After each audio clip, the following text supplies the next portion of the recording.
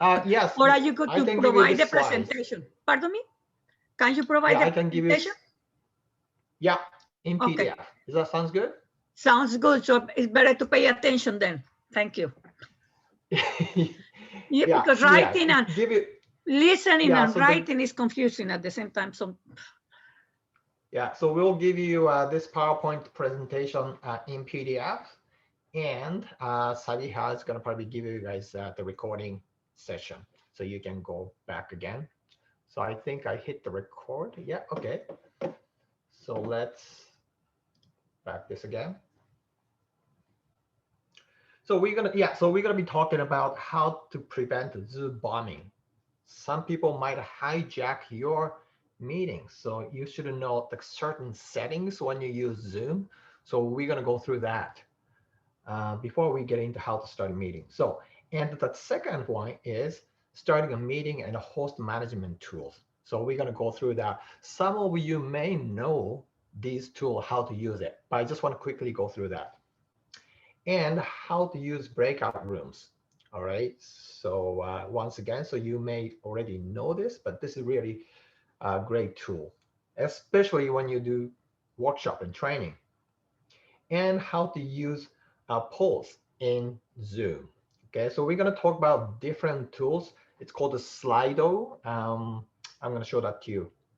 And the last item is how you can interact, like be more interactive Zoom presentation ideas. So something like using Jamboard. And also like I use some tools for myself and I can introduce that to you. So those 5 things today, hopefully we can cover that.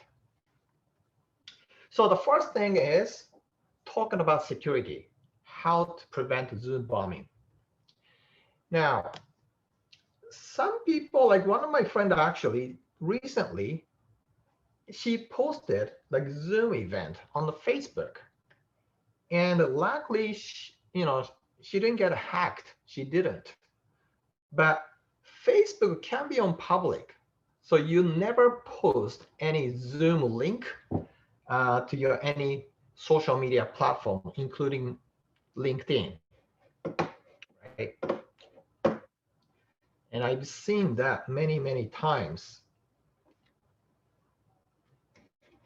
It's like here. And including LinkedIn, like some people use Eventbrite and Meetups. Now, Eventbrite and Meetups, they have changed that last year. So now the user has to register. So it won't be public. But even Google Calendar too, people, they get hacked quite easily. So just be careful. And the Zoom user should not share any meeting links publicly. Okay, so distribute information via more private method, just like use email. Okay, now this kind of meeting, we have what, like about 10, 12 people participating in this training session. In this scale, definitely emailing is simpler and much easier. Now, what about if you're doing like a public event, a conference you want to promote to invite other people, public, and then this is one of my workshop event. I have to post this on my Facebook page and promote it. So you should probably do that too when you're doing some big scale conference. And when you do that, so you should use your website, your homepage, and then create a registration form. And after people registered, and direct them to thank you page. And you have to build a system so that the website, they can generate automatically, send the email with the registration link, with a Zoom link. Now, I'm not going to talk about how to build this system. It might take another probably an hour to explain how to build this, but usually you should build this kind of system if you are hosting a big scale conference. But something like that, like this, today's session, just use email. Now, I like to go through kind of 6 ways to protect your Zoom meeting from hackers, okay? So the first one is require the host to be present. Now, if you go to log into your Zoom, so you can do all the settings. So this is Zoom admin dashboard. So once you register, you get access to this. And there's lots of settings. And here there's a join before host. So make sure you should turn this off. So otherwise, because you don't want, like I don't want somebody to join my training session or any meetings before me, right? Because somebody might take over my spot. So I don't want to do that. I usually show up, 15 minutes beforehand, but this is like a simple way. You can just make sure this is turned off. And the next one is disable guest screen sharing, right? Now, when you're hosting meetings, so you want to probably, if you're a host, you want to share your screen, but not others. Now, but if you are conducting some small meeting, you want other people to share screen, you can change that on the fly. But I usually disable guests share their screen just in case that nobody is putting out any disturbing image or something like that.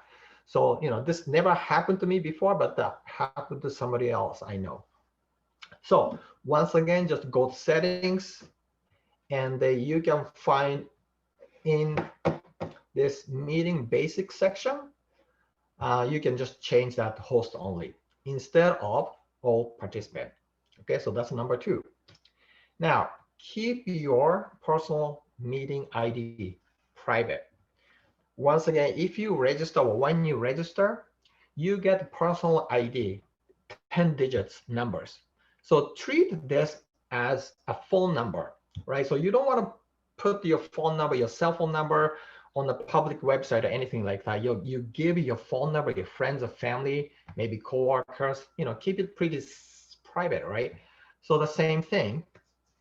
So don't show that or don't give your private ID to the public.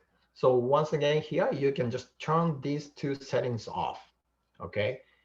So you get this slide at the end of, so you don't have to take note, just so you know.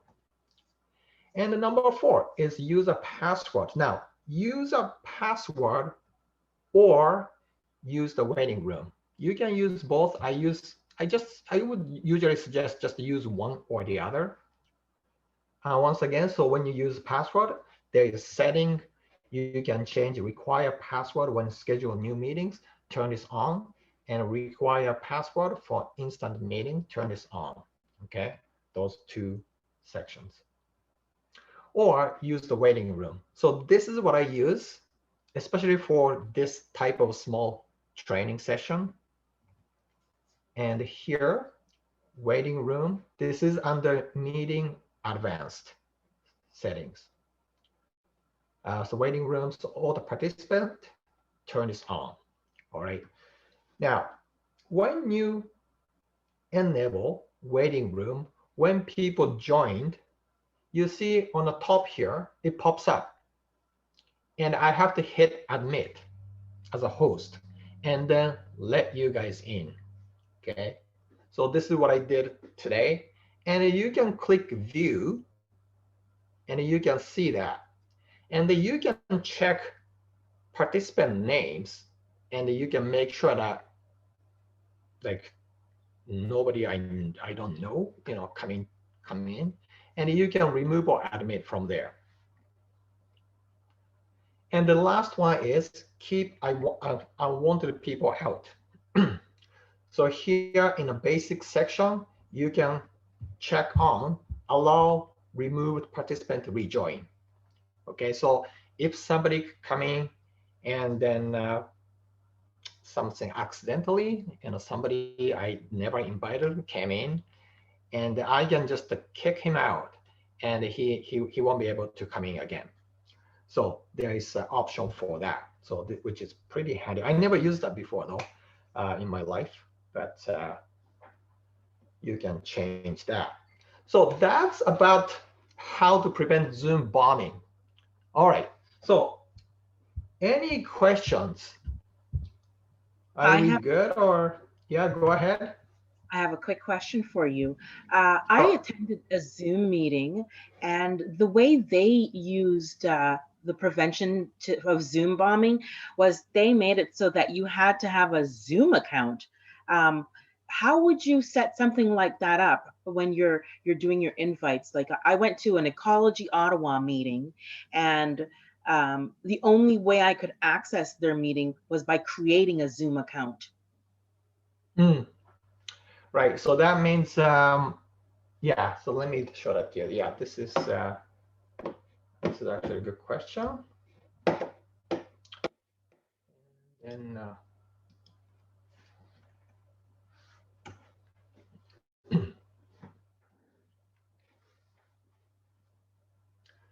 so by the way, so this is zoom.us, and then you have to log in. I think I already logged in. So go to account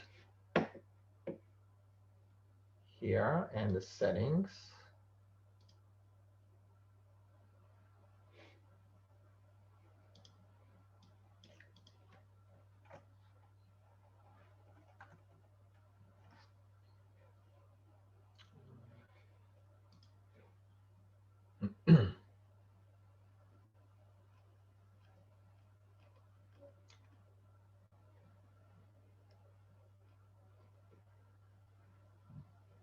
I think it's under advanced,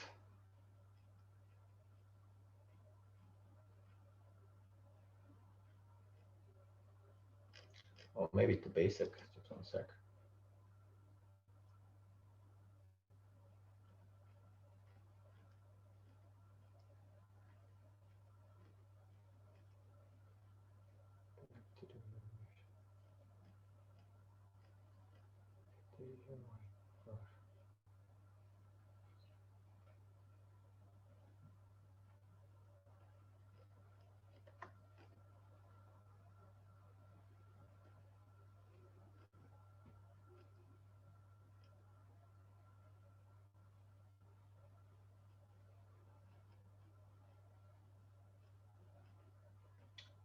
Uh, If you want, we can always come back to that at the end. yeah, let me come back to that. Okay. Um, yeah, like I know that when you do breakout rooms, there is options so people, when you when you use breakout rooms and when host want to pre-assign the breakout rooms, then a participant has to have they have to be registered. What they have to have the Zoom account, whether That it's was free or not.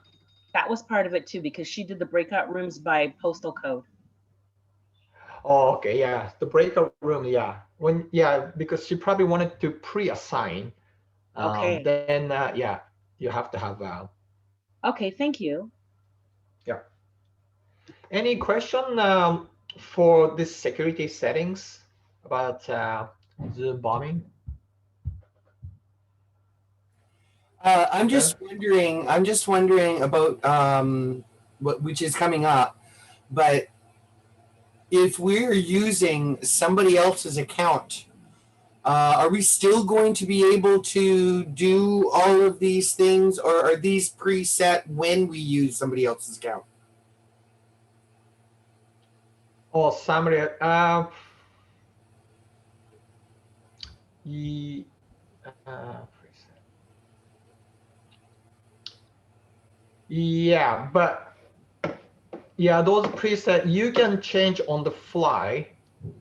For example, but actually, like for example, that using the waiting room and the password, those things, Mhm. when you schedule meeting, so those things you have to go back to, even though if you're using somebody else's account, like corporate account, for example, you have to kind of go into the account. You have to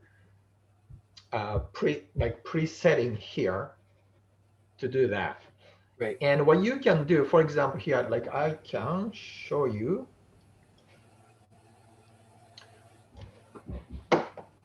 Now on the bottom here, do you see that it says security? I can click.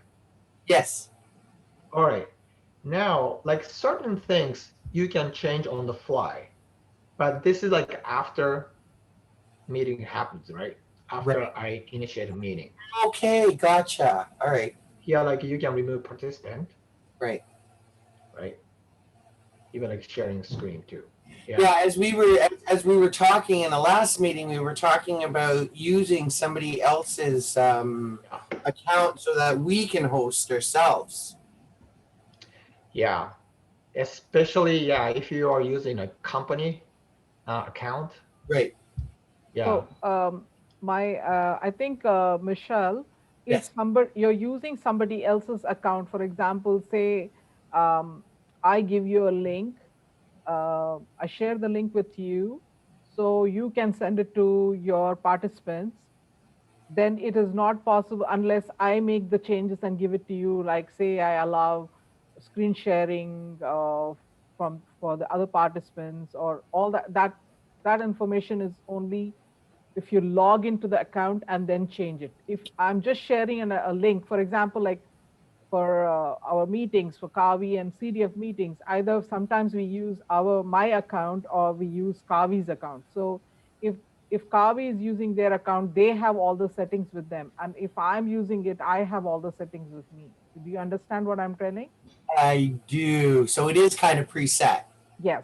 Okay. So and then those on the fly, what Samu is saying is in the security settings given as to you as a co-host. So then you can do the changes only of those which he shared just now. Gotcha. But you And so can't change everything in the settings. do they stay at that default what you put them in, or do you have to refresh each and every time? You don't have to refresh every time. Okay, great, thanks. So does that mean we would change the settings on you and you would have to go back and reset them, Sabia? No, they will remain the same. Okay. It's And the quick, ones only in the security in the meeting. You know? yeah, okay. And I have one other question. Like, so, you know how Osamu just talked about the security button. So on the last meeting we were in Sabia, like just before, I had the security button, but in this meeting, I don't have the security button. That's right, because you're not host, right? The Ah, last okay. meeting where you must be co-host or host last meeting. Oh, okay, You're okay. right. Okay, Yeah. thank you. Setting change depends the kind of person you are joining in the call. Osamu, I had a question Yeah. about you said never to post a Zoom link. I understand on the social media, but if Right. you're like you said, you to promote your event on the Facebook Facebook. or on any of the social media accounts, uh, Mhm. we then do we ask like we say ask them to contact you, and then you send them a email link, the That's email. right. Yeah, Yes. yeah, that's something Yeah. which Yeah, yeah. that's what, excuse me, that's what we do at NROC. Like when I do the seniors program and we send out the flyer, whoever is interested, they have to contact me for registration. Yes. So That's right, whoever yeah. is registered, then I can send the Zoom details to them, whoever Yes. is registered, not on the web, not on the social media. Yeah, Yes. that's Correct. I do the same thing. If I don't recognize the person, I leave that in the yes, waiting room. good. Yeah. Yeah. Yeah. Yeah. Yes. Good. Why? They didn't take the time to contact me, so they're coming straight. I don't know them, so I don't let them in. Yes. And so far, Yes. no one has sent me an email say why you did that. No. So That's good. Good. So this is Yeah. like, this sounds like a very, for small groups, that's a good way of doing it. But for That's right. larger groups, would we not want to use a larger platform like Eventbrite? Because they automatically generate a lot of stuff. Mhm. Yeah. Yeah. How many do you call a large group? To me, it's a large group means like 50 plus. Well, let me think. Like 30. 30 is Yeah, small. like 30 is small. It depends. Like in my case, 30 can be big, but yeah, like 50 definitely it's big. I can't remember without having a list. Okay.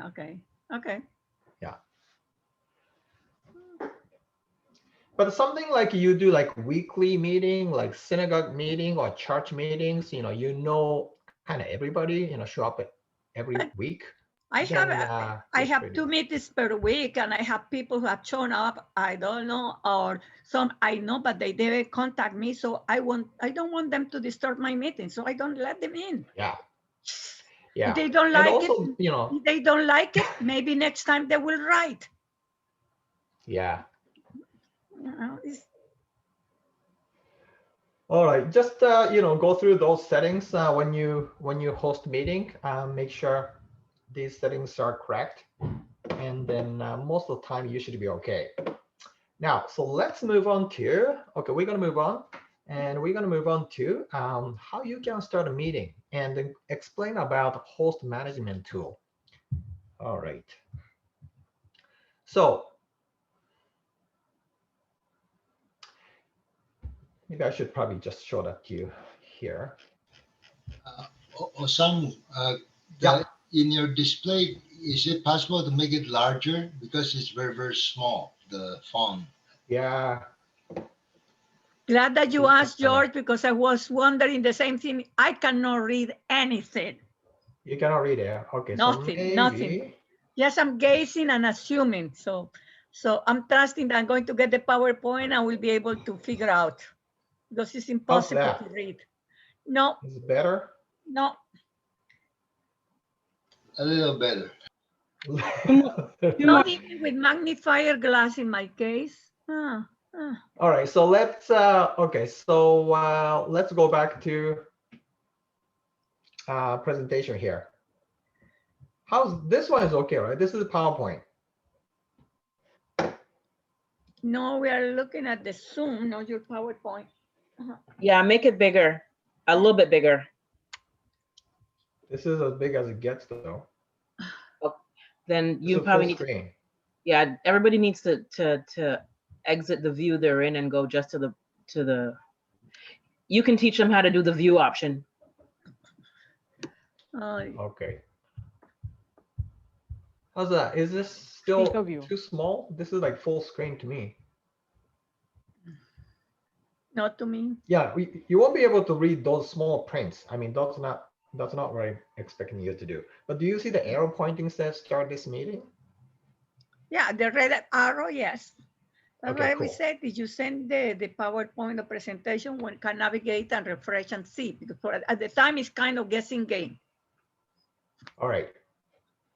Now, so this is how you start a meeting. So go into the zoom.us, log into your account, yeah, and then pick your meeting, and then you see on the top right, the blue button saying start a meeting. So you just click that, and you can start a meeting when you're a host. And I give you a quick tip. Usually, I show up 15 minutes before.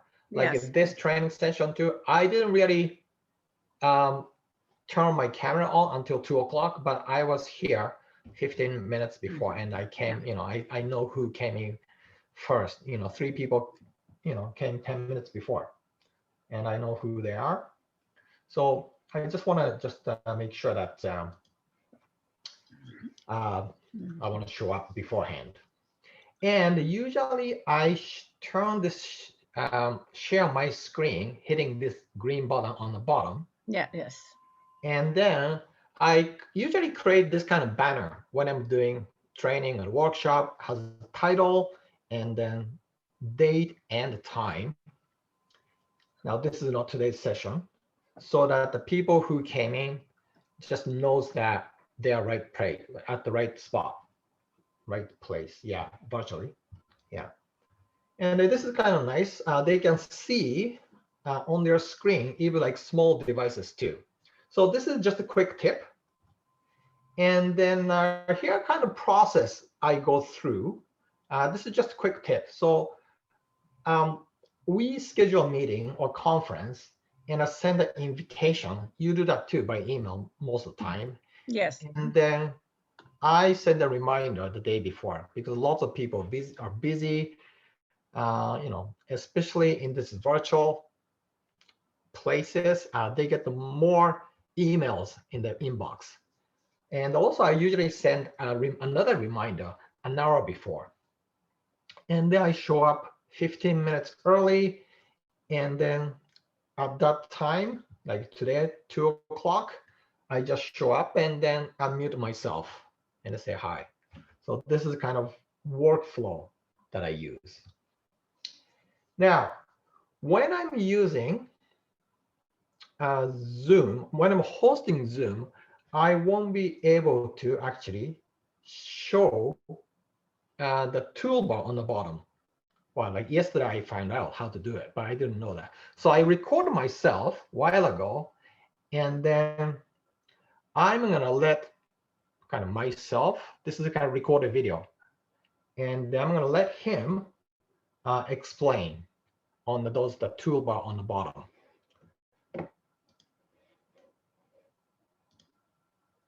And I'm gonna play this video here.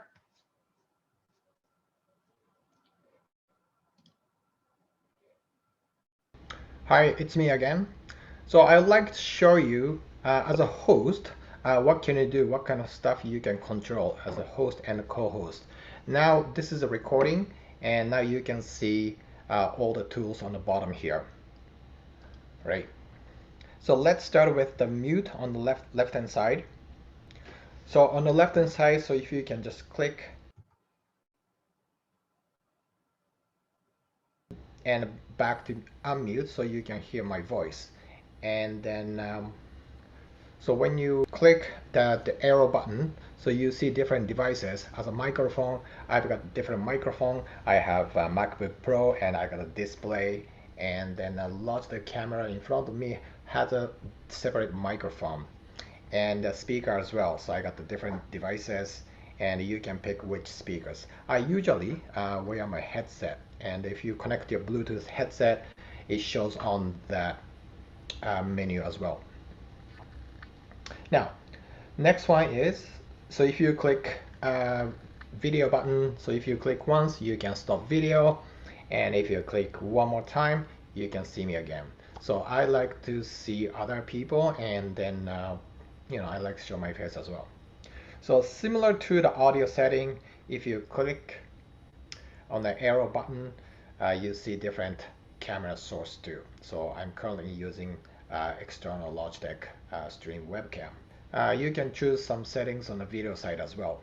So you can pick a camera here, and you can choose wider screen and original ratio, and you can enable HD and mirror my video and touch up my appearance. I don't know what that is. Let's click that. It doesn't look different, but anyway, like I should have backed on check. So there are other settings as well. So probably you can go through that.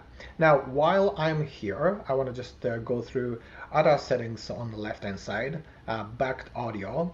So you can actually test speaker. So I can hear speaker is working. I can test the microphone. So I'm recording right now, and it will stop recording. So I'm recording right now, and it will stop recording. So I know that the microphone is working.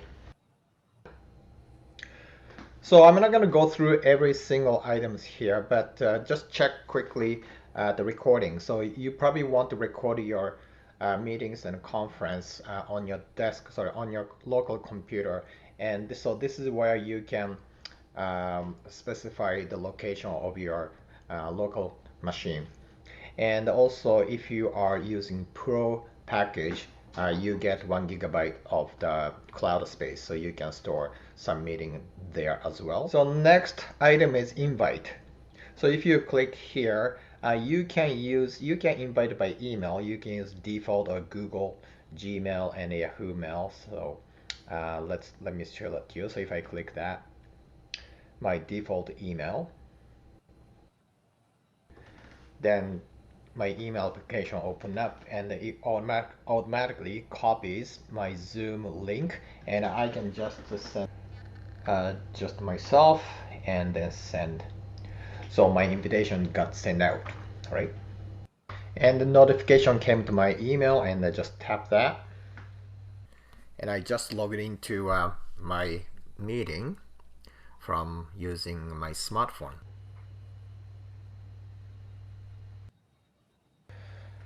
Just one more thing is if you invite and if you have contact, you don't have to put the email address. So you can just you can put your internal team, for example, in a contact. So you can just click and then without having to send an email. So that's good shortcut. And managing participants. Now we have just me and myself, just two. Now, so you have all the control of participant, the camera, and the microphone.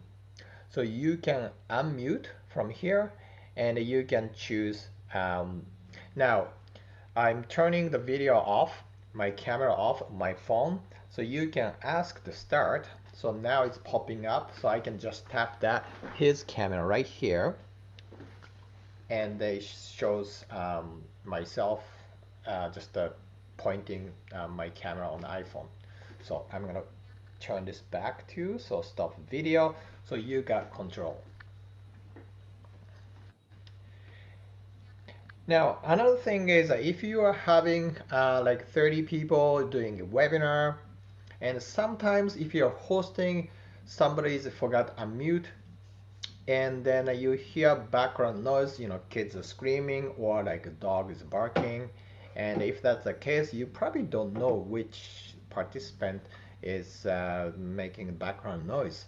So if that's the case, there is a mute all button, so you can hit the mute all, and then you can just mute everybody. So this is a nice feature to have as well. And likewise, you can unmute everybody, and then there's more buttons. So there's a slightly some different setting too.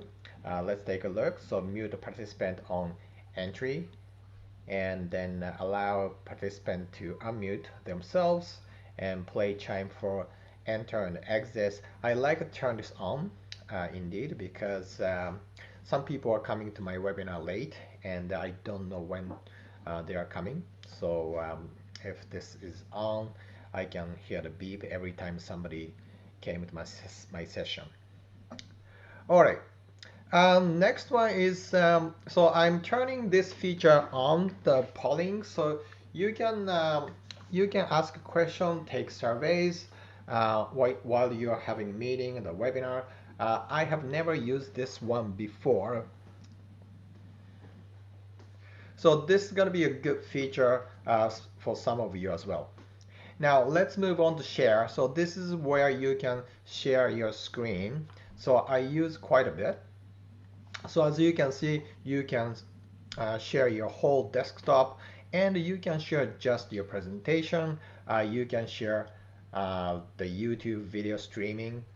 So let's say, so this is the YouTube here. So I don't have to share entire screen, so just the YouTube. So when you're sharing a video streaming, just to make sure, you have to check this box, share computer sound. And if you're doing a full screen video clip, check this optimize for full screen video clip as well. So if you don't click that, they won't be able to hear your computer sound. That is on the left, eh? On the left.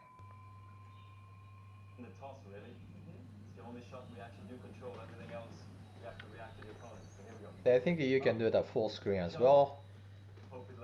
Maybe overhead on the backhand side. It hardly ever happens, and when it does, you lunge back. So you get the idea. And when you stop, you want to stop share your screen, you just hit this button here. Stop share screen, and back to regular screen here. It's not only you can share your screen on your desktop, but also you can use as a whiteboard. I use iPad. You can connect iPad. Let me show that to you here. So same thing, go to share screen button, and you see iPhone and iPad via cable. If you have Wi-Fi, most of us we do. A conference room. So I found this feature is pretty handy. Once again, if you want to stop sharing, you just hit this stop share button and back to meeting screen. You can have a couple of options here when you share your screen. One participator can share at the time, so which I use that all the time, and which I recommend you do that as well.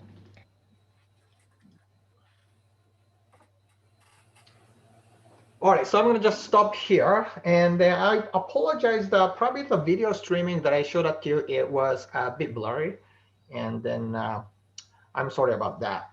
And then so I'm going to be showing the screen sharing more when I explain about interactive presentation. So so I'm going to stop my video here.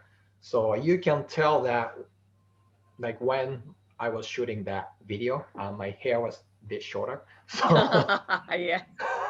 so yeah. So anyway, so that was kind of quick overview of how to use those toolbar, right? So when you're a host, so you can see those security and participant and some other stuff too. And we talk about that. And also there's some reaction tool, and you should have that as well. All right, so that was about a quick overview of the starting a meeting and host management tool. And I saw, Michelle, you have a hand up. So any questions before we move on to next? Nope. And I think I was practicing. Or maybe that was the end result. Oh, I want to ask something. Sure. When you say it's about the mute button, you can mute everybody, but also if you decide, you can mute one person as well, if you are the host. That's right. Yeah, so let me just Or two or quickly three. go over that. Yeah, okay, thank you. I just want to clarify that. Yeah, so here, because I'm a host, I get all the tools here, and I can record and stop meeting and break a room sessions, polling. And on the right-hand side, I can see all of you here. And now you are muted. So let's say, you know, so let's say, or Sabiha is co-host now. And here we go. So Michelle, I can ask her to unmute. So you can click that. And then also, oh, here. And on the bottom here, you can see mute all. So you can click that. So when you're hosting like 50 people and then you hear somebody, you know, the dog is barking in the background, the, you know, baby is crying, and I usually hit this mute all button. This is kind of a panic button. So for me, so it does it all. So it's right here. So any other questions? No, I just love the ability to mute only one person at a time, because sometimes, you know, we are in a meeting, it depends with the kind of meetings. I participate in several meetings and I host meetings. And sometimes you get one person that sit in the wall, don't want to let somebody else talk. But in my case, I want all my seniors to participate in the meeting, have equal opportunity. So I count the time, and I go unmute the person. Okay. To give chance to the next one. Because if they don't follow the rules, you have to figure out how to control the crowd, you know, so to speak. Yeah. Yeah, so that's a good technique to kind of facilitate a meeting. Yeah. Osamu, yeah. In order for you to assign people for a share screen, do you just assign them as co-hosts? And is it as many as you want? No. Yeah. So yeah, let me show that. When I usually what I do is, now as a default in my case, as I explained before, so only host can share screen, not you guys. And but let's say, you know, maybe Anna, you know, can you share your screen? Now Anna, you cannot do that unless I hit this share button, click that. I know it's going to be too small for you to read. Bottom here, it says multiple participants can share simultaneously. So if I click this, I will have now anybody can share yours. your screen. But also And- it's very important when you are sharing the screen. I think I have participated in sharing the screen one person at the time. So that person has to learn how to get off, stop sharing a screen, because otherwise no one can share a screen. There is no way to have, I think it's one share a screen one at the time, not several at the same time, as far as I know. I may be wrong, but in the meeting is one person does the presentation, and it had been the case that the person has not been able to stop, and she was forced, somebody kicked her out, you have to continue with the meeting. Yeah, that's correct. So here, sorry, maybe I should explain that first. On the bottom here, I said advanced sharing option. And then when you click that, so once again, I apologize that it's kind of too small to read. And then here, one participant can share at the time. So this is what what we want to be, choose. Yes, exactly. And who can share? Only host or all participants. Okay. So if you want to share other people's screen, you should choose that. Okay. All right, so that's about sharing the screen. Any other questions? Yes, I have. Okay, go ahead, whoever else. Okay, no, I just remembered that somebody mentioned to me, it doesn't happen to me or my group, but somebody made a comment that she used the phone for the phones that are provided, okay? And she was billed over $100. Could you talk about that? I don't send the phones to my seniors because I don't want anybody to use the phone, but to use the link. So, but could you elaborate on that just in case? Because I was taken aback by the situation. Sorry, what? So you said the phone. Exactly. So people, somebody participated by phone. It cost them $100. $125. It was not in my group. So they got billed? Yes, it was not in my group, and she said that she has to pay $125. So I don't know, because it was not in my group. It's not my case, but I was told about that. She called me to find out about this. I said, I don't know. Honestly, I don't know, because I don't send telephone numbers. And also, we were organizing another event, I remember. Now, it was late, but I remember for January the 30th, I was organizing an event, and somebody pointed this out, that if we leave the telephone there, people will call, and they will be charged for the telephone calls. Okay. Please, go ahead. I got it. Okay, so yeah. So probably the host didn't really provide the toll-free number in that case. Maybe she must have called in using long distance. It wasn't local number.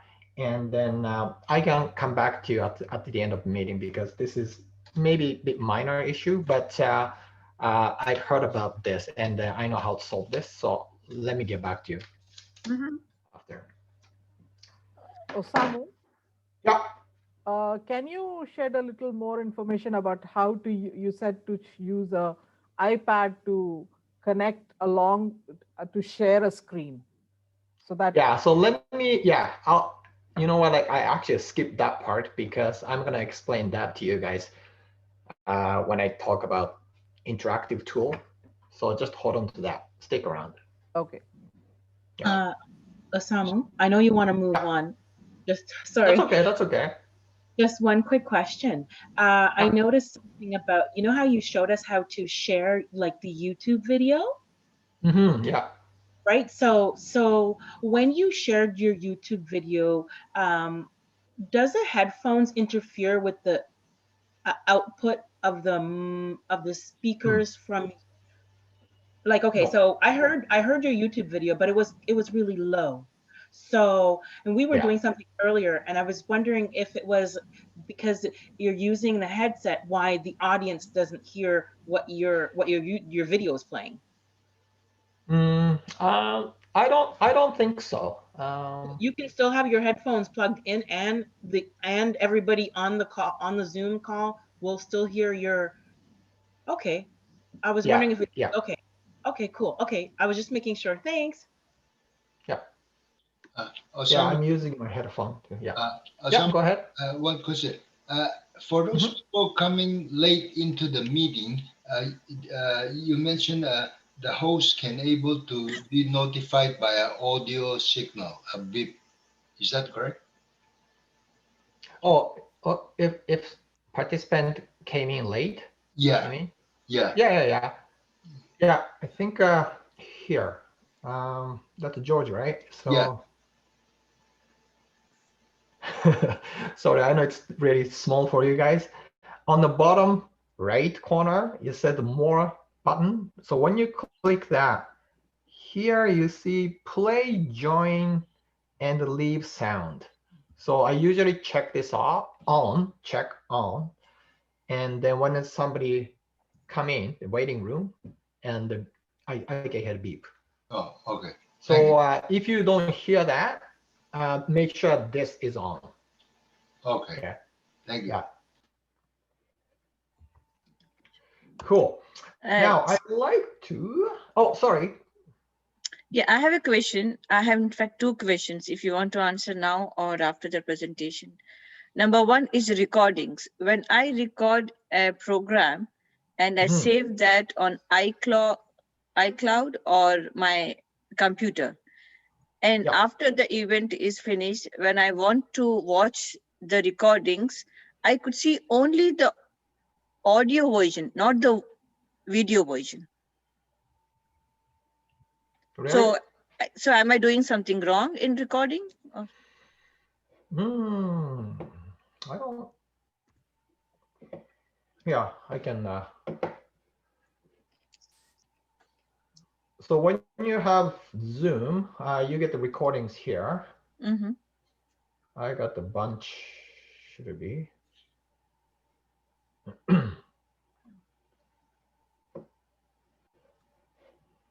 So let's see. Yeah,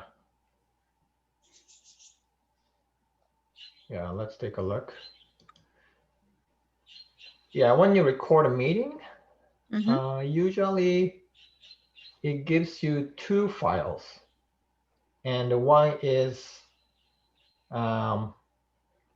this is called MP4, which is video format, video and audio. So this is one, it's a two files. And also it produce just audio only, MP3 files. So usually when you go to recording, you should see two files. But in your case, you didn't see that. Now take a look at yeah, I don't see these here. two options. Okay. Just one sec. Oh, damn. Okay, so on your cloud recording, okay, recording on, right? So send a copy to person. When attendees join it. Yeah, I don't see any particular setting for just recording only audio. I'm assuming just, yeah, let me, why don't you send me an email after this so that I can take a look at your settings privately. Yeah. Yeah, and okay, thank you. And my second question is breakout rooms. I want to know more about how to break out rooms. Sorry, what rooms? Breakout rooms. Oh yeah, breakout room. Yeah, I'm going to talk about that. Okay. Yeah, thank you. Later. Cool. All right. Now I'd like to kind of show you. We are here settings here.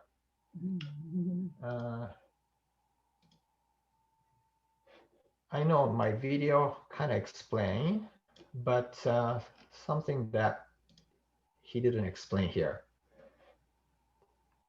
So this is kind of newer version. Yeah, I don't think I can blow this up.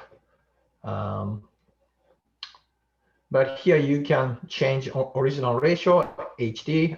If you have higher internet connection, check HD. And then here's a touch up here. I mean, like I kind of played with it last week. It's touch up actually. it removes my wrinkles. So make me look like 10 years younger. So just so you know, this works. Yeah. So yeah, I usually turn this on. And another thing here, so mirror my video. I didn't explain that to you. So this is kind of cool. Yeah. So if you want to kind of explain on the video, now you see here when it's mirrored, all the letter is kind of backward, right? Mhm. So when I turn this here, see, then now it's right kind of order. So this is something you know, like if you want to kind of explain, like, you know, they look at this kind of stuff. So you should, there's an option for that.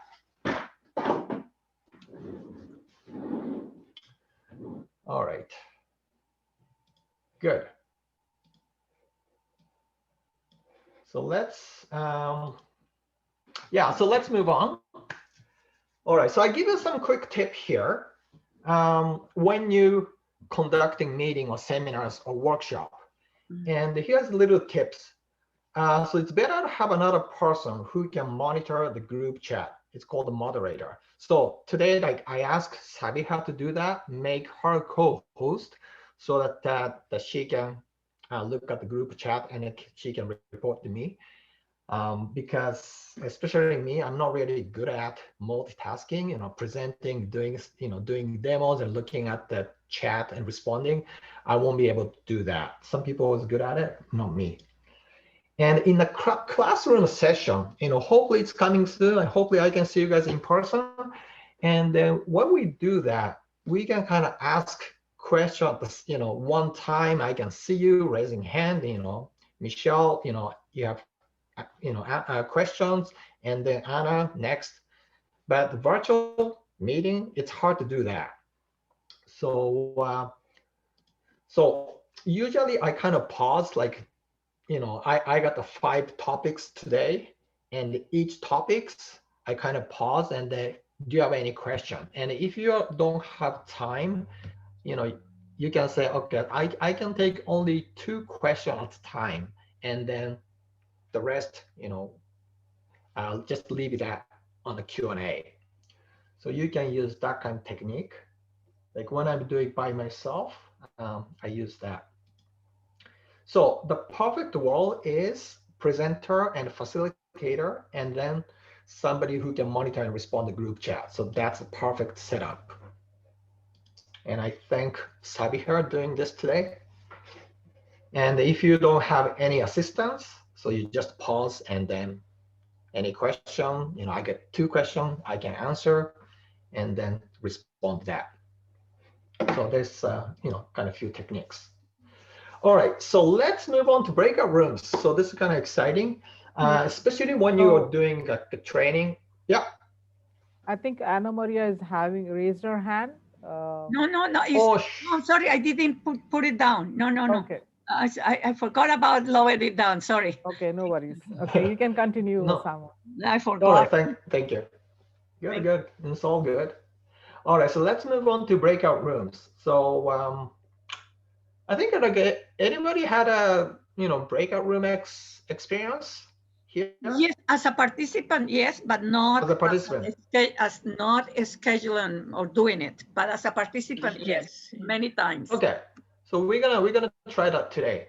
So basically, the breakout room is, let's say we have 6 participants, and you can break that to, let's say, 2 rooms, and then, you know, put the 3 and the 3 in their, you know, rooms. Or you can do break into 3 rooms and 2 people in each room. All right. And this is kind of cool when we do workshop. And then let's do some demo here. So bring out to this Zoom screen.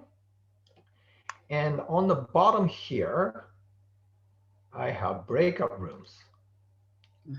All right, so you can create, so how many people we have? 3, so 12 people here, including myself. And then maybe break into 3 rooms here. And you can do assign automatically and assign manually. Now it's easy for me to just assign automatically. And then let's create that.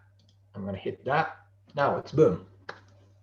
So I got the 4 in the room 1 and the room 2, 3, room number 3, those 3 people here. And then if you want to, you can rename your rooms, right? It depends on your topic to discuss, and you can delete, right? So we got 3 rooms here. Now let's try. Okay, I'm gonna open all rooms. Okay, so you're gonna be in the private room, breakout rooms. So I'm gonna just hit this, see what happened. Could be the awkward moment for you guys, but let's see. So you probably get some pop-up message and join the breakout rooms, and just go ahead and hit that. All right, so I can see everybody's kind of disappearing.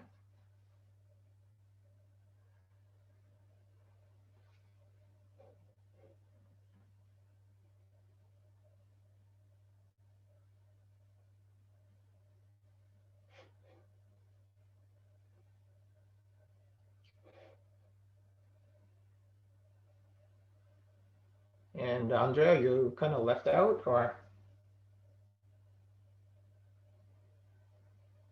And Khaled, you left out? All right, so I'm gonna just close the room here.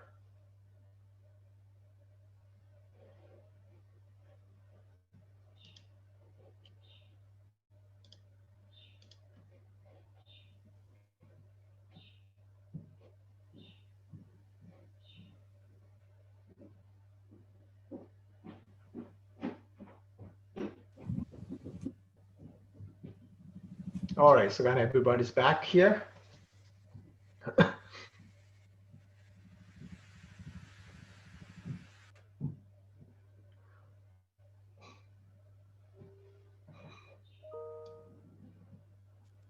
Okay.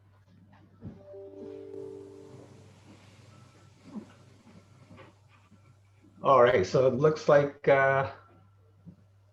everyone is getting back.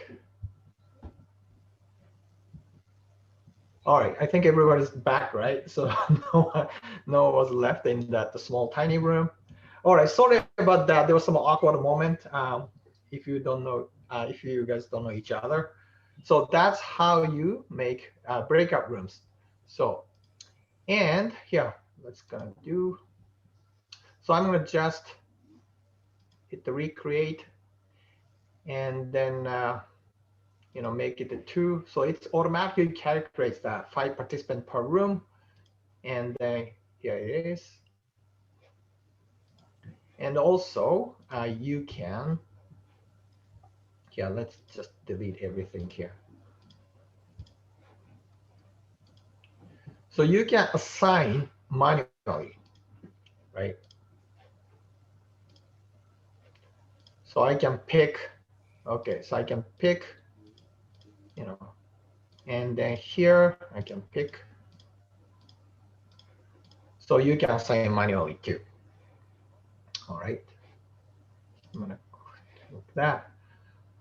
Okay, so it's pretty simple. I know, like when you do it, maybe sometimes get used. You have to get used to that. But I think Zoom did a pretty good, user interface and user experience.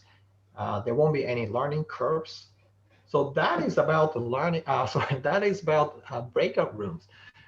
Any questions about breakout rooms? Osamu, do you want to tell them about how you can set up how many seconds they have to, how many minutes they have to be in the breakout room, and then how do they get that? How do you do the setting for how many before they close before the breakout room closes?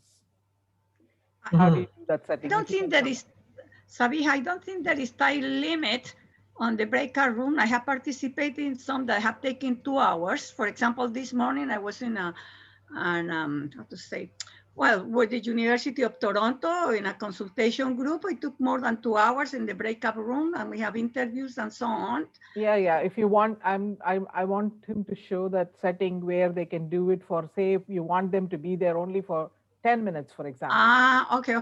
Yes, it's a good idea to know. Okay. I thought that there is And a time also- limit. No. I don't think that How- it's time limit. Yeah. No. And also how to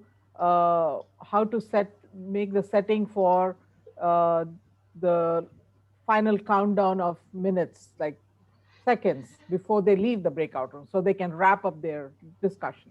It comes as, because it come a message. Yeah. Okay, sure. Where did you go That's good. for that? Yeah. So once again, hit the breakout rooms, What and is this that? little window pop up, right? Now it's kind of tiny thing on the left bottom.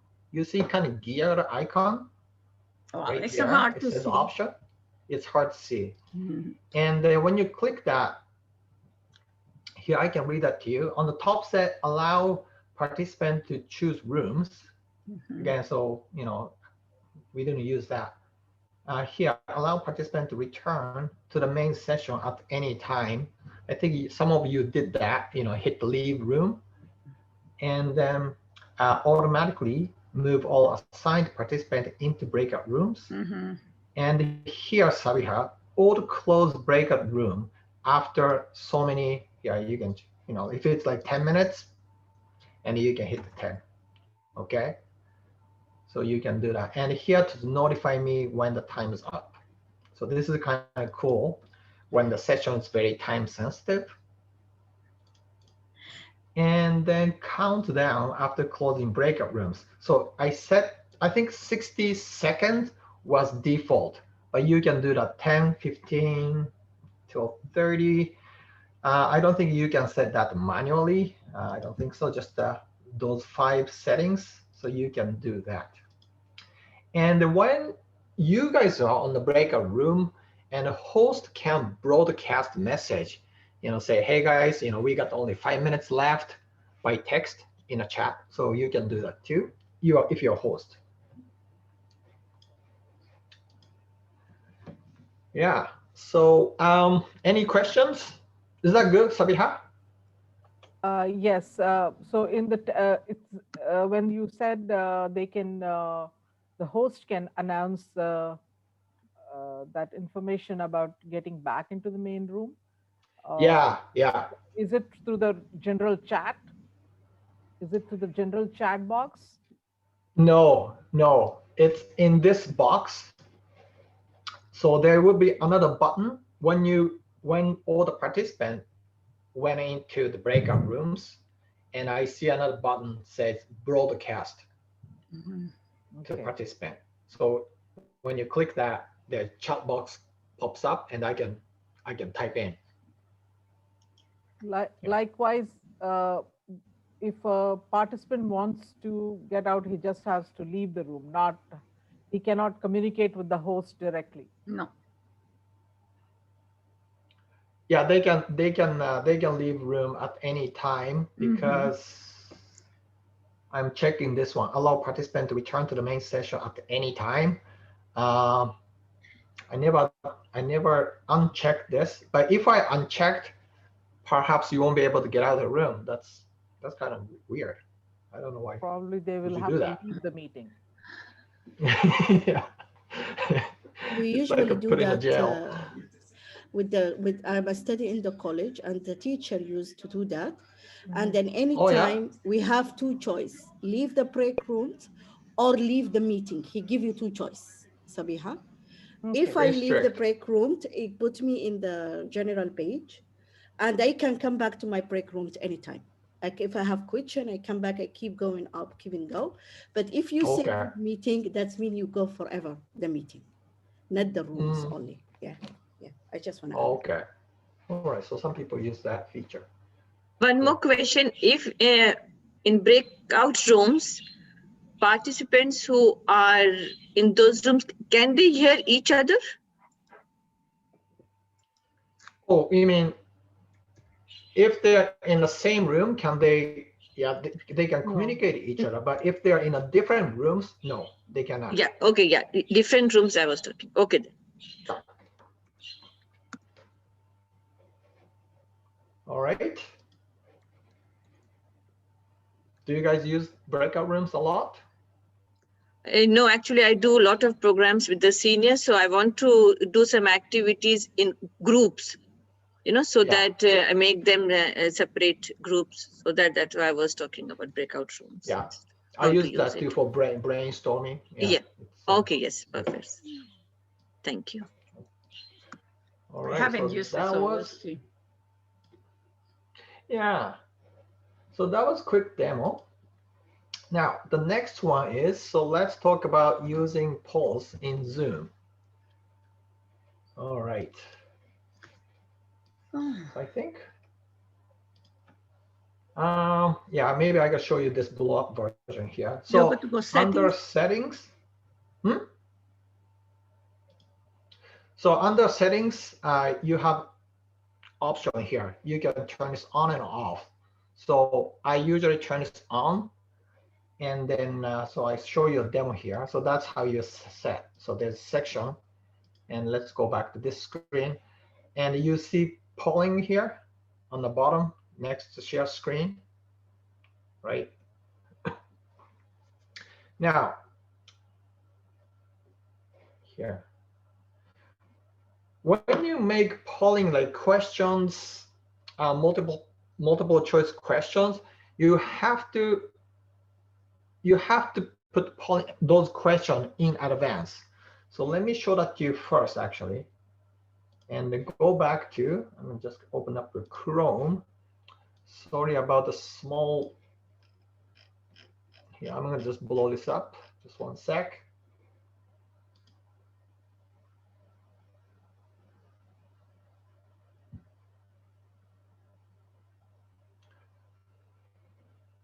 All right, so let's say, yeah, I'm gonna just increase the text size. So here, so let's schedule a meeting. Click, and then title is gonna be, let's say website UI, user interface, you know, maybe just a design brainstorming meeting. Okay, and then yeah, today 1 hour. All right, passcode, it doesn't matter. And then let's hit save.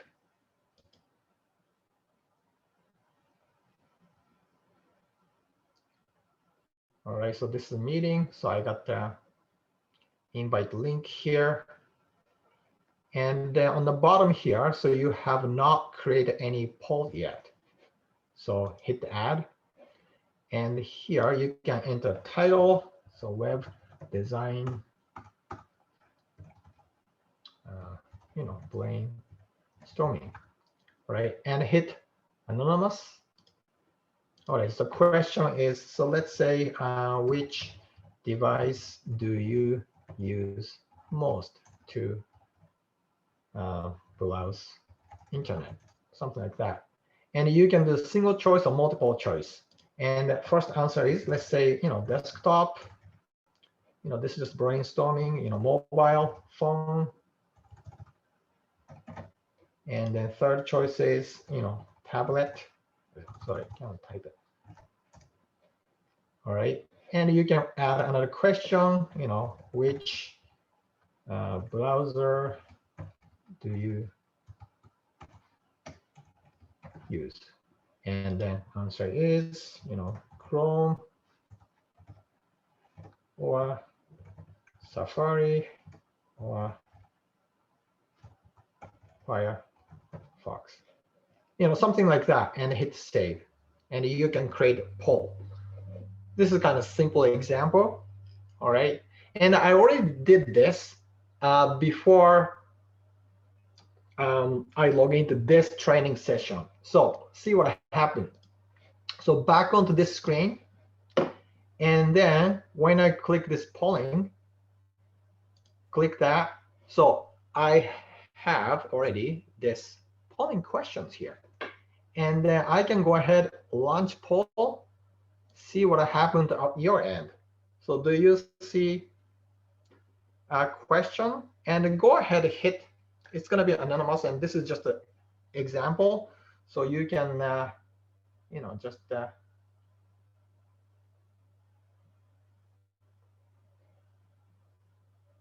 and actually see the counter here too.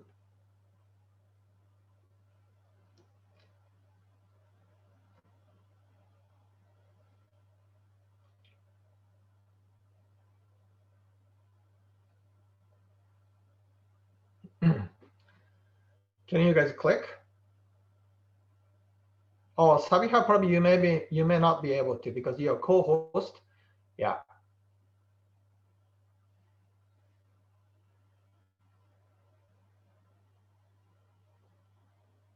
So anyway, and I can just end the poll.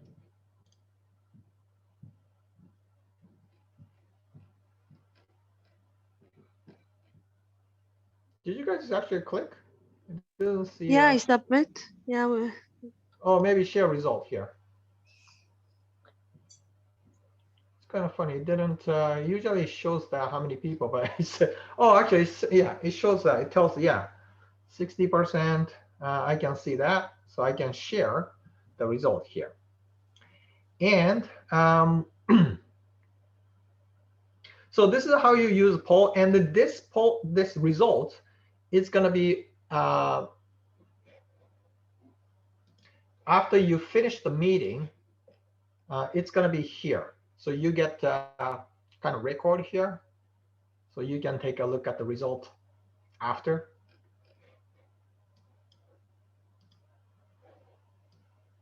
So it's pretty simple to use, and I'm going to just stop sharing. Yeah. So for those poll, those results, can you able to copy it over your file, your folder file, or? Yeah, it's going to be on the text format. Yeah, so you can grab it. Yeah. And if you're a teacher, you can use that as a quiz, right? So a multiple choice quiz kind of stuff. And lots of teachers use this tool as, giving student quiz. I never done it before.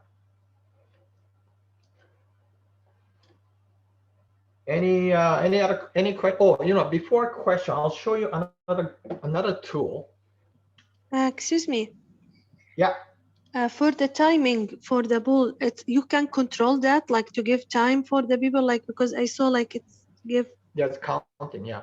No, Yeah. you can't. Okay. Yeah, it shows a kind of timer on the top, but you cannot really. It doesn't count down. No. Okay. Mm-hmm. Excuse me? Yeah. Yeah, can a co-host book the meetings and keep the ID and password, or it has to be only the host person?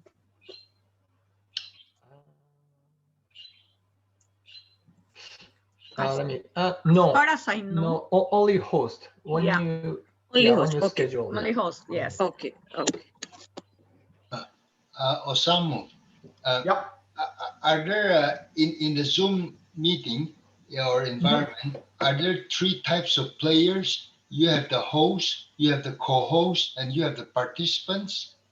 Then my question is that if you want to have another person to have equal control of all the feature setting, do you make them as a host instead of co-host? Is No, that the way it works?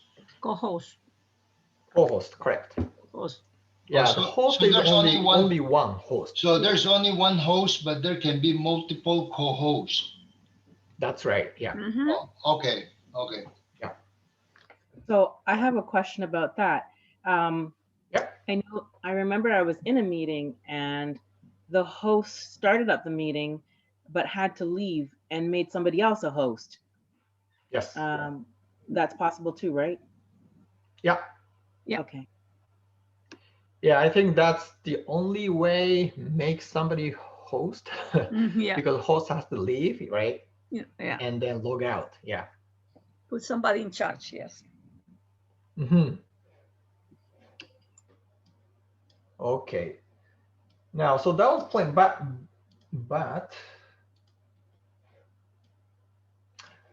I know Sabiha asked me to show you guys this Slido as another polling tool. Has anybody used this before? No? Okay. I Cool. have. So this you have? Okay, so this is kind of cool. I played with it. I don't see anything, so I cannot give an opinion. Okay, so this is Slido website. Okay, so you have to create an account. Of course, they're free. I mean, you have to pay if you want to unlock certain features, but I'm using just free version of Slido. So I can just log in here.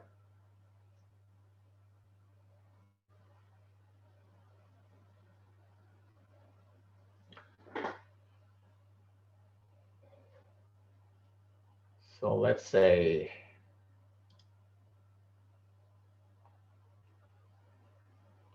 actually, let's just go back, see, create from the beginning. So this is just the simple dashboard for Slido. And then you can create from scratch. I use from scratch. And you can give it a name. You know, again, same thing, like web design, brainstorming. Sorry, the misspelling. And then you can change code to design, something like that. Well, you know, oh, I cannot use that. So let's say, yeah, maybe just use design, web, invalid. Yeah, yeah, you have to be careful because there are lots of people using it. You cannot use same code. I So think hit that. normally there's one number and a few digits. Yeah, so I'm gonna just use this number.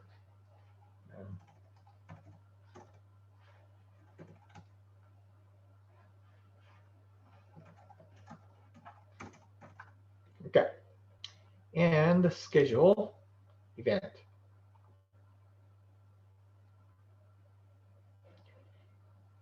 And the multiple choice, you know, kind of same question. You know, which device. And it's kind of similar to on Zoom, you know, desktop, and then, you know, mobile, and then tablet, right? So you can keep adding if you want to. And allow select the multiple choice of option. I don't need to do that. And then hit save. And if you want to, you can add another question, multiple choice. Now the free version, you can only add only 3. So that if you want to add more questions, like 5 questions, so you have to pay more. All right, so I already created kind of similar questions. And then I think this is the one. So I already created the 3 questions here. And this is kind of Zoom friendly. So you can present this. And actually, I can share link. Okay, so I'll show it to you. So I'm going to throw this in a chat box, the link. So I send you guys the little link here. So if you can click that, it probably shows up, open up the browser, and then, you know, you will see my questionnaire. And another thing is I can present.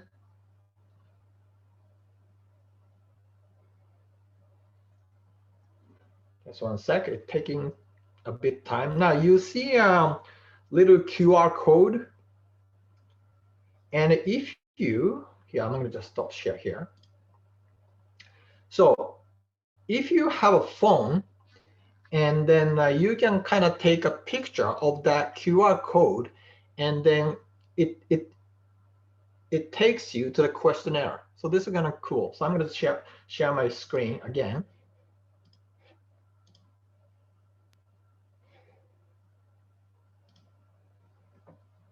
I mean, if you have a cell phone there, actually try that. You just put on that, and then here my Safari is gonna open up here, and then so you don't see anything here, but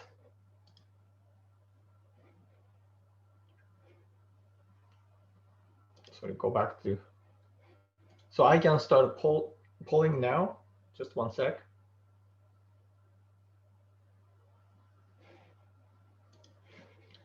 So I can hit this green button, start. Now, if you, I don't know, if you took a picture and if you have that site on your phone, I don't know if you can see my screen. So it shows the screen. Okay, somebody actually replied to that. I can see it, so I can just and then send. All right, so that was first question, and I can move on to next question. So that was, which device do you use? Mobile, tablet, desktop, and then I can move on to next question. Hit the next button. So now probably you see if you're using phone. So which browser do you use? And Chrome, Safari, Firefox.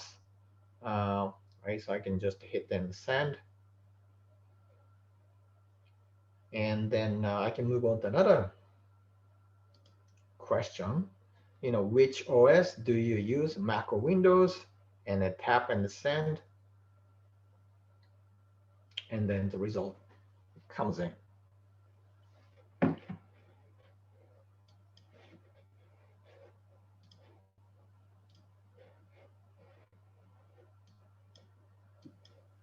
I love that code. Yeah. I put my phone up against the screen. It cropped it against it, and then it said connect to slido.com. So it was really easy.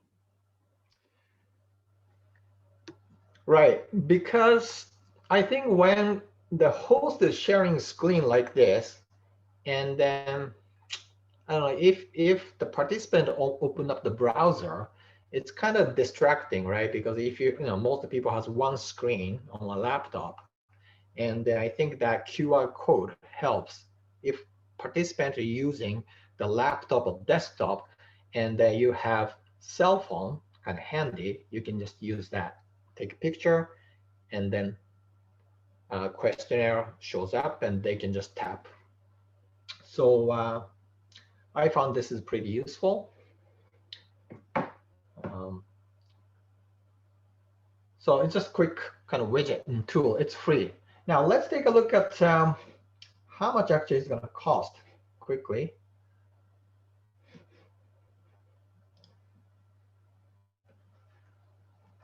I think your pricing. So the basic is free, and then up to 100 participants, which is plenty for most of us. Oh, yes. And then the bad thing is only like 3 polls per event, only 3 questions. So that's probably some limitation here, right? So if you want to have some feedback about training, you want to have more questions maybe. And if you like to have more, it costs you $12 US per month, right?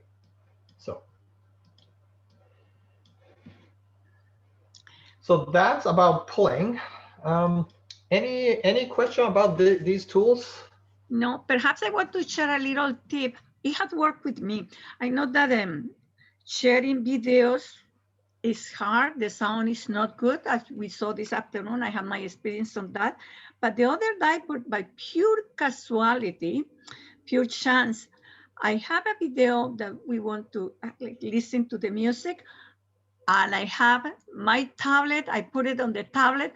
The tablet has an excellent sound. I put it next to the computer and it was fantastic. So I don't know, you know, Okay. it's a very manual trick, but it worked. I never thought that it worked, but because everybody was complaining, oh, the sound is too low, it's too low, we cannot hear anything.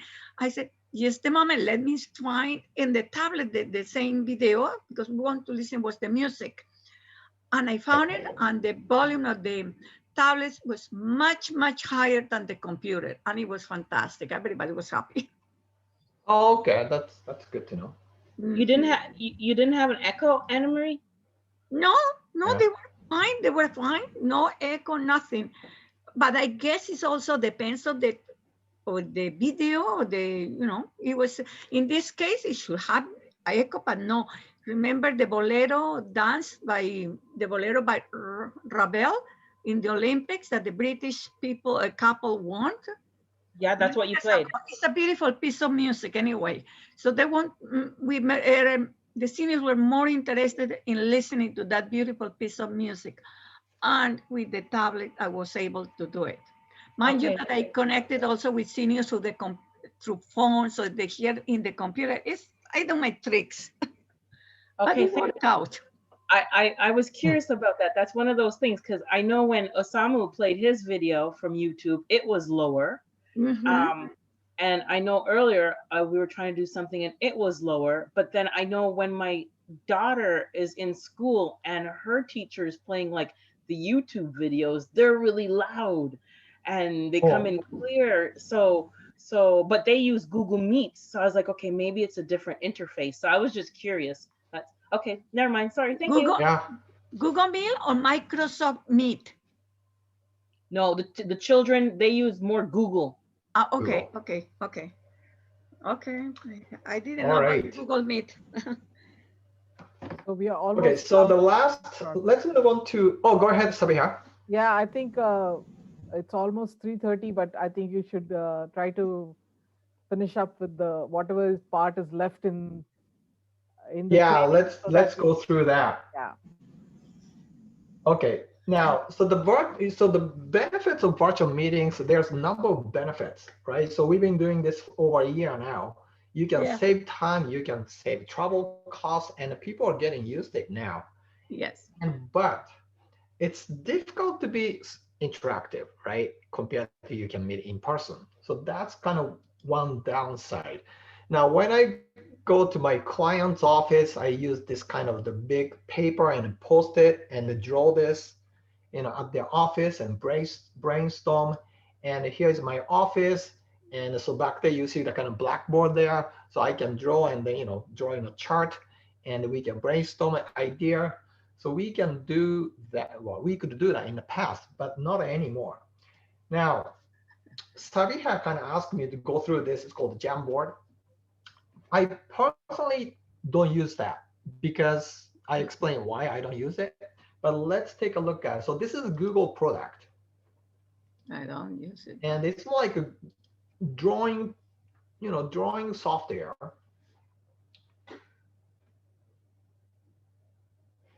And on the bottom right here, so there's little orange circle button. So if you click that, it gives you kind of blank canvas. It's super easy to use. You can just go ahead, after this or maybe tomorrow, play with it. There's like a pen tool. So you can just draw it and you can change color. You can change, right, different type of thickness. You can, of course, erase that, right? And then you can put the sticky note, right? And then you can kind of move stuff around too, right? You can insert image, and you can just upload that image. You can add that too. And then shapes, right? You can draw a circle and the other shapes, so triangle, squares, and then you can, of course, type text here, right? And you can move stuff around. So this is just a big whiteboard. And the reason I don't use that is you have to use mouse. And then let's say if you're a math teacher, for example, like you can't, it's, I don't know, you can't really,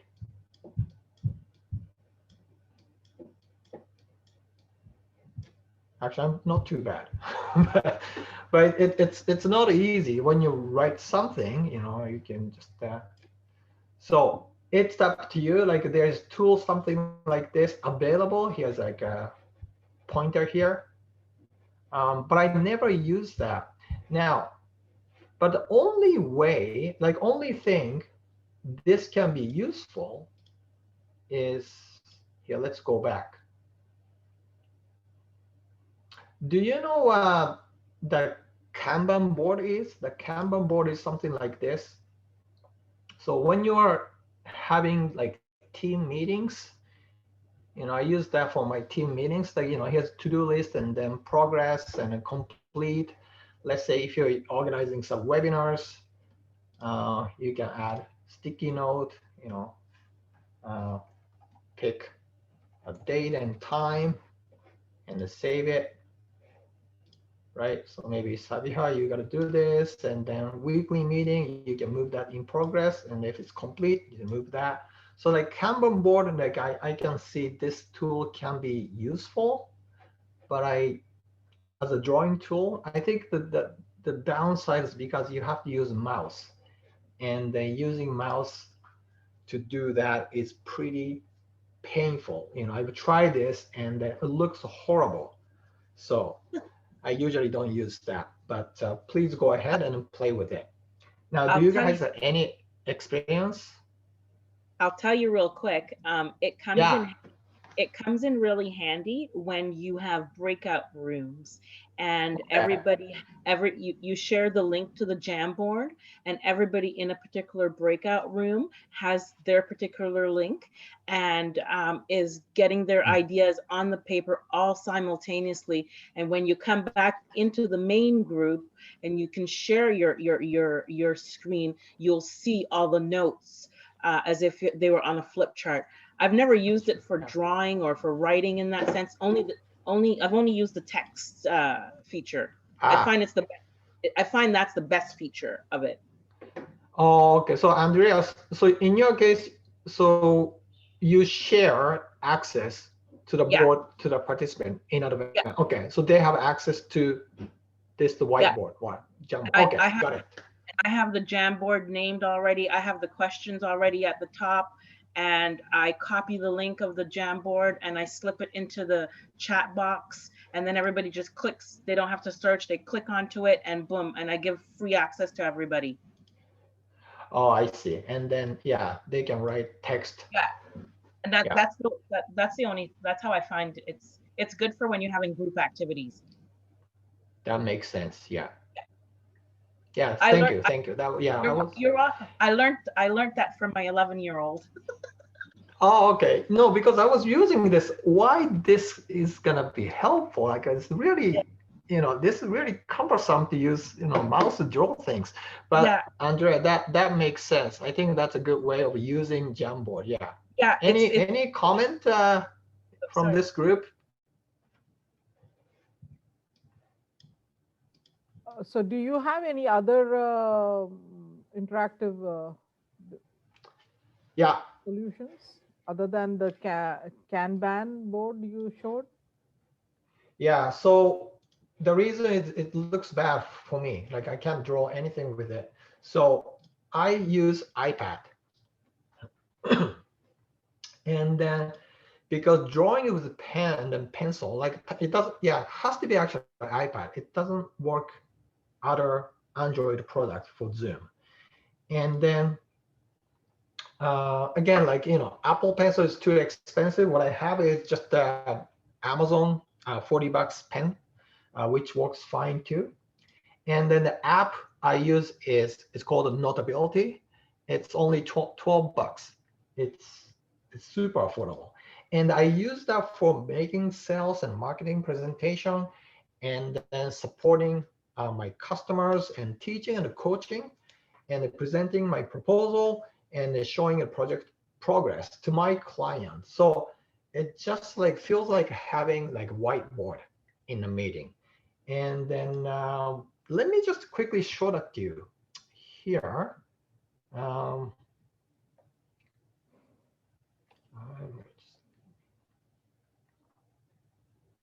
so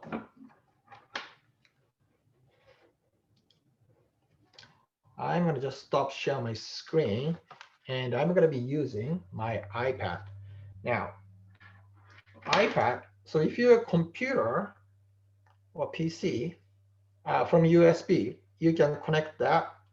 Now, you can actually use AirPlay too, but I like to use wired. And now it's connected. And then, so I'm going to just share screen. And also, so there is the iPhone and iPad via cable. I mean, you don't see that my screen now, but I should be able to. So you probably see my iPad, right? And I got the notability here. Oh, just one sec. I gotta grab my pen.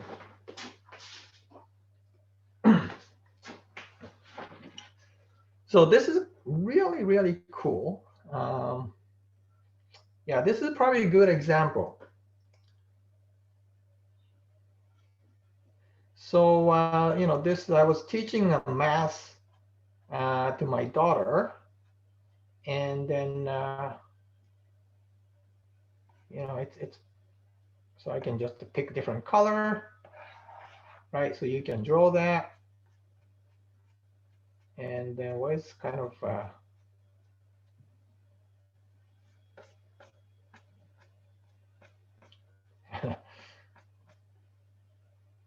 sorry, that's not really good. Yeah, maybe this is probably better.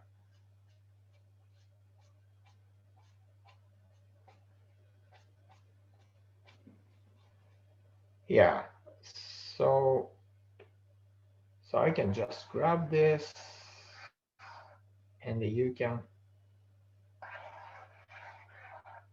right, so I can move things around like that, and you can change style, make it to kind of green. So anyway, so much easier to use pen, and then, this can be so interactive. When you're teaching math, that's great. And also you can incorporate like PDF file. So I have some example. When I do workshop, let's probably take a look at that. So this is going to PDF, and when I do workshop, the coaching session, and I can, do that, you should use YouTube, right? And also, like when I present my design work, yeah, by the way, I'm a web designer. So when I talk to my clients, so I can walk them through what need to be changed, what should be, what should be done, what I suggest. So kind of show that my design process. Yeah, here's another design too. When I did my presentation, it's easier to take a note and feedback. Wireframe too. I won't be able to do this with Jumbo, right? So I can just move stuff around here. And then another thing is actually, so not, yeah, this one. So when I present the proposal, this is more like sales and marketing. And here is a price. I give it an option number 1, 2, 3. And then, yeah, in that case, I think the client picked the most expensive option. But yeah, so we can talk them easily. And what else here? Another thing, so when we do, this is another web project, when we are organizing the web content, we use this tool as well.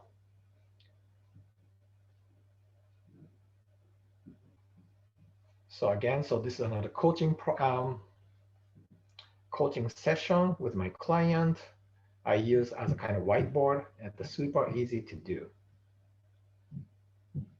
So this is using tablet and then Notability. And it's, I think it's very affordable. So how do you connect this? Is it directly with your computer Yeah. as a screen? So now let's share my screen here. So now you're seeing my screen now, right? Yeah. Oh, how do I do it? So if I hit share screen, so when you connect it, you see iPhone, iPad via cable. So when you click this and you connect with a USB port, and then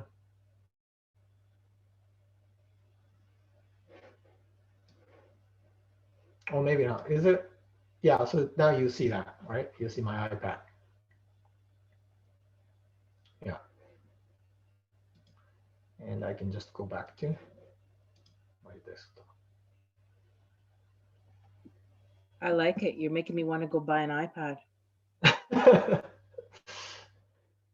So that was iPad demo.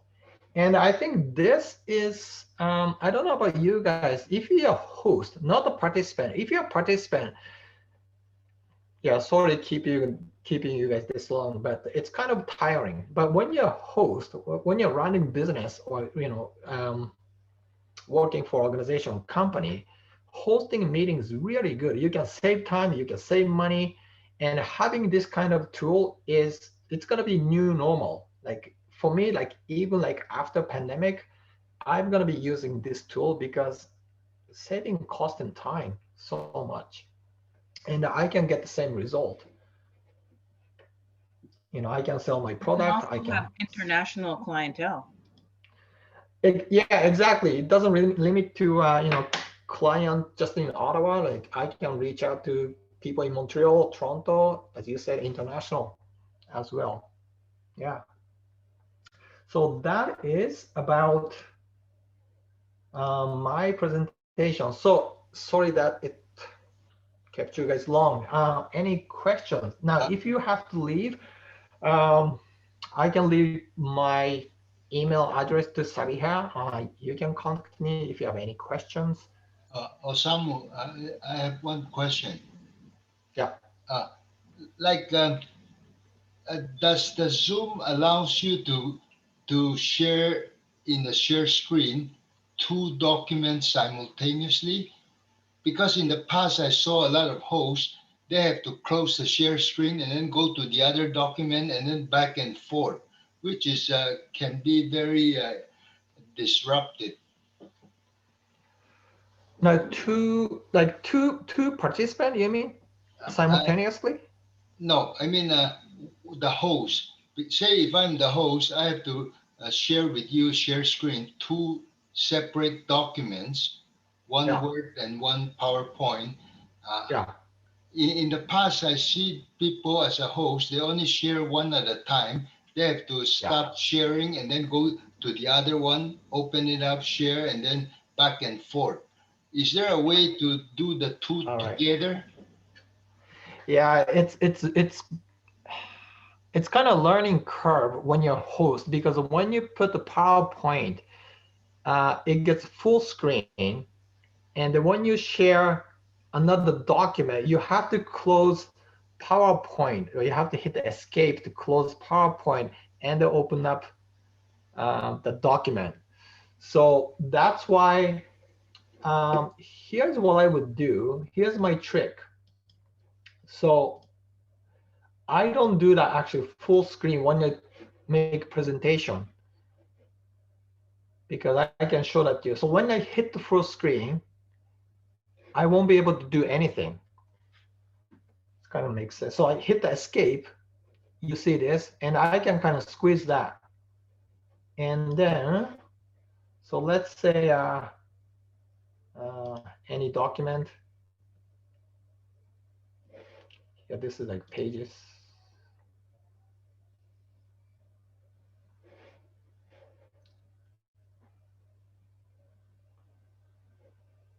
Let's see.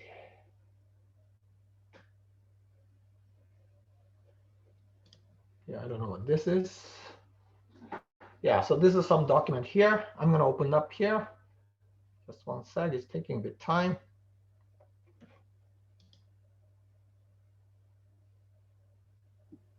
Are you using Linux? No, I'm using Mac. Okay, okay. So you see presentation on the left-hand side, and I got the pages, which is the kind of Word document on the right-hand side. Okay. Mac actually is kind of nice. You can kind of split the screen like that, right? Okay. I mean, you can do that, but again, you kind of need the skill. You have to know how to switch it. And then, okay, so that's done. So I'm gonna just close this and back to presentation, boom, like this. Okay. So it's possible, but again, I think kind of new skills we, like me too, like including myself, we have to learn. Okay. And yeah. Okay. Very good. Thank you. Any questions? You also have to be careful when you're sharing so that you make sure you're sharing the right screen. Yeah. And some, yeah, because if you're not sharing the right screen, participants in the meeting can see all the other fluff that you have going on.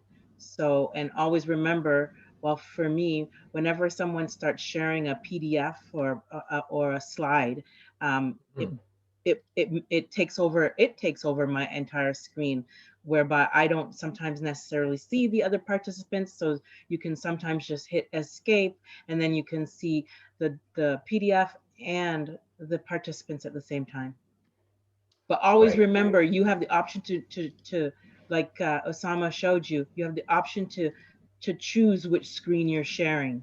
That's really important. That way you choose the right screen, and that's the only one they're gonna see. And they, Osama, do people Yep. see your, so if okay, I'm gonna send you a text. You're sharing your screen. I always want to text this test this out.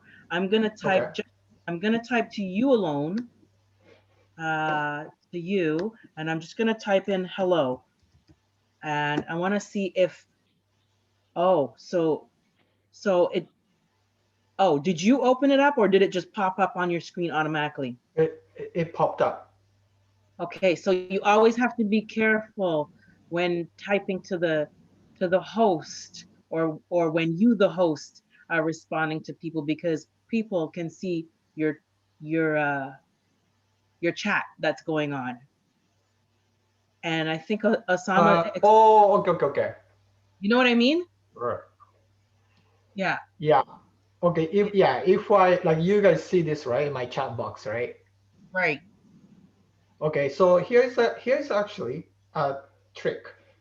The reason I'm showing all the toolbar here, all the chat box here, is because this is a training to show you how to use Zoom, right? So that's why I have to show all the tools. Yeah, let me just walk you through here. So go to preference, um, and then screen share. I know it's kind of small for you guys to be. So here it says show my Zoom window to other participant when I'm screen sharing. Now let's see. If I uncheck, do you guys still see chat box that Andrea sent to me? No, No. right? It No, we disappeared. don't see. Yeah. Right. Oh, So that's so usually, cool. yeah, so usually when you do like workshop or meeting, make sure this is unchecked. Okay. And then only when I check is only Zoom training because I would like to explain the Zoom functionality. So if this is off, normally this is the case, no worry because you won't see chat. Here now I turn this on. Now probably you'll see now. Oh, I just I just said, I thought thought you were going to still have it unchecked, so I said testing because I wanted to see if it popped up, but that's okay. Yeah. But thank you. I'm learning so many new things. This is really good. Thank you for Cool. spending Yeah. the time with us. I Yeah. really appreciate this. Thank you. Good. So the last thing I want to ask you is,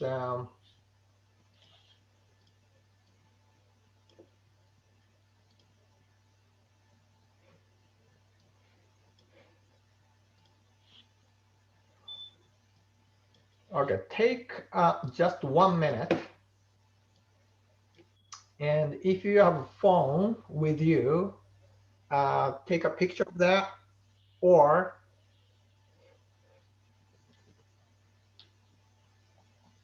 if you don't, do you have a phone with you? No.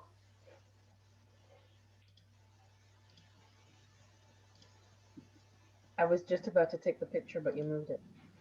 Okay, here, I'm gonna just back to that. And then if you don't have that, I'll send you a link on the chat box. You can click that, open up, and then just to give us a feedback. Don't worry, this is anonymous, so we don't see your name.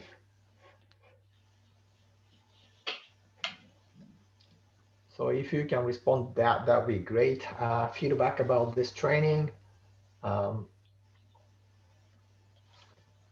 I'm gonna just move on to next. And then please rate this training, 5 to 1 to 5.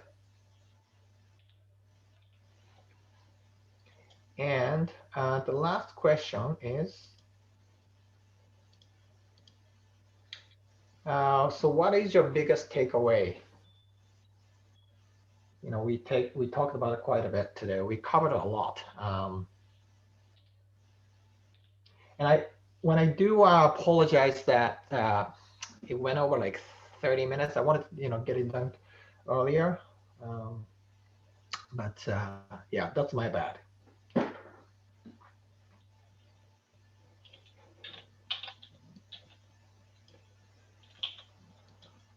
So, and if you have kind of any other feedback, you can email Sabiha at this email address. Okay.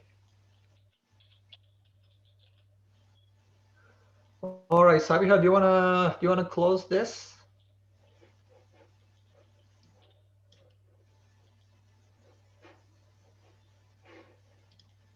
Oh, you're muted. Do you want me to stop sharing, you man? Oh, it closed. Oh, maybe should I? I'm gonna stop share.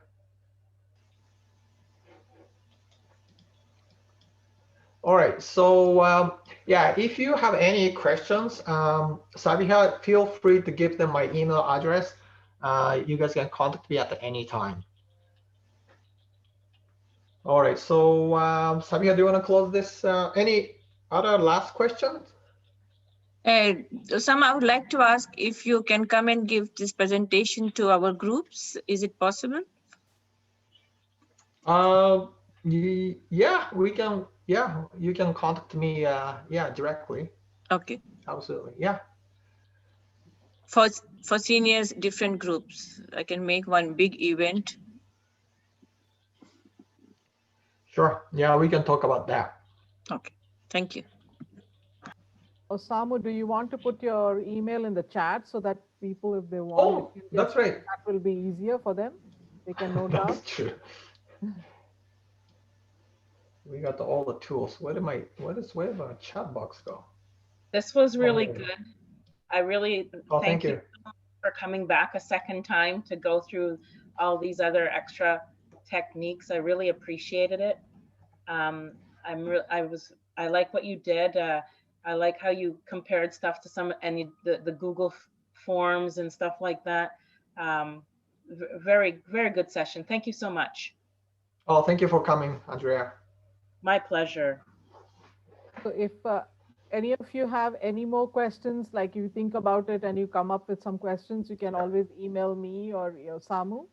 And any other feedback you would like to give, please email me back with the feedback so I can compile it and know where we were lacking in things or how well we did today. And for any more such trainings, again, email me. So it's all contacting me for further trainings. If you're interested in something similar or you want something different, or in any other area, just contact me. And thank you, Osamu, for this wonderful experience we had. I too learned a few things, I should say. It was a good experience. And I saw that a lot of you had very good questions, which were answered by Osamu. And you have a good afternoon. It was a long training today. I thank you for your patience to stay back 30 minutes more, but it was worth the time spent, I guess. So Yeah. Thank Sabiha, you. And one, Thank you, Thank you, Sabir. Thank you, Sana, Sam. Sabiha. Thank yeah, you. thank you, Sabiha. so Yes, Thank you, Sabiha, Also, Sabiha again, and like Sana. that's the note, sorry. yes, yeah, George. sorry that it kept long. Maybe in the next time, we should be able to probably kind of break this session in two, an And, hour and an hour. and So then this give a is something, 10-minute break in I should between or think of. something. Yeah. Yeah. George, It was worth it. George, you were saying something. Was there Oh, something? yeah. Will you be sending us the notes for today? Yes, Samu will be sharing the presentation with me and I can forward it to you Okay. along with the Thank you. recording. Yeah. Thank you. Yeah. Well, Yeah, give me a couple of days, so I should be able yes, to send that to you, Sabiha, by Friday or no worries. Monday at the latest. Okay. Yes, okay. Thank you. Sounds good. Yeah. Thank you, Have a good everybody. afternoon. Thank you. Yeah, Have a you too. For joining. bye-bye. Bye. Bye-bye. Bye for now. Bye-bye.